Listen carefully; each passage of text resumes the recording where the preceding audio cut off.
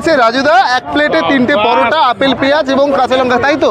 হেয়ালি করতে এক সময় পরোটা বিক্রেতা হয়ে মেসির সাথে দেখা, এবং যেখানে প্রচুর সাধারণ মানুষ দাঁড়িয়ে রয়েছে ঈশ্বর দর্শন করবে বলে, কি কেমন অনুভূতি?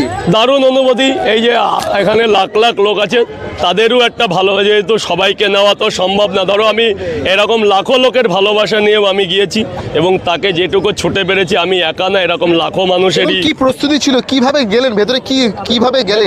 প্রথমত আমার গাড়ি দাঁড়িয়েছিল ওখানে, যেহেতু অত ভোরে ট্রেনে আসা সম্ভব ছিল না, যেহেতু আমার আমি ব্যান্ড দেখছি, এটা ব্যান্ড হলো মেসি ব্যান্ড। এটাই আমাদের যে কক্ষ ছিল, যেটা আমার ইনভাইট ছিল 6 নম্বর ঘরে, এটা নিয়েই ঢুকতে হয়েছে, যেহেতু আমাদের হোটেল থেকে এটা না হলে কোনো এন্ট্রি হয়নি, এবং একটা পাস আছে। ভেতরে ঢোকার পর মেসির সাথে কিভাবে দেখা হলো? মেসির সাথে দেখা হওয়ার প্রথমত আমাদের প্রথমে 6 নম্বর ঘরে বসতে হয়েছিল।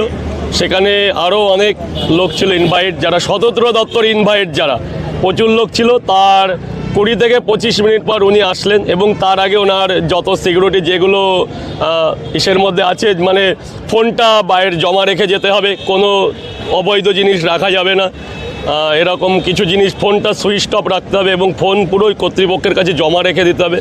তখন উনি আসলে এরকম একদম এই যে ভাইরাল হয়ে যাওয়ার পর এবার সরাসরিভাবে মেসির সাথে দেখা করলেন, এবং মেসির সাথে দেখা করার পর একজন ফুড বিক্রেতা, ইন্ডিয়ান ফুড বিক্রেতা হিসেবে পরিচিতি লাভ করে আপনি গেলেন। রাতারাতি তো আপনার মানে বিষয়টাই বদলে গেল, এবার কি আরো বেশি সেলিব্রিটি হয়ে যাবে? কখনো না, আমি নিজেও জানি না যে কি সেলিব্রিটি, কি ভাইরাল, আমি আজও জানি না। আমি একজন সামান্য পরোটা বিক্রেতা, বাড়ির ফ্যামিলি মেম্বার আমাকে তৈরি করে দেয়, আমি বিক্রি করতে আসি। কিছু ব্লগার আছে, তারা আসে ভিডিও টিডিও করে, আমি এই অবধি বুঝি কি যে ভাইরাল, কি যে সেলিব্রিটি, আমি আজও জানি। সাধারণ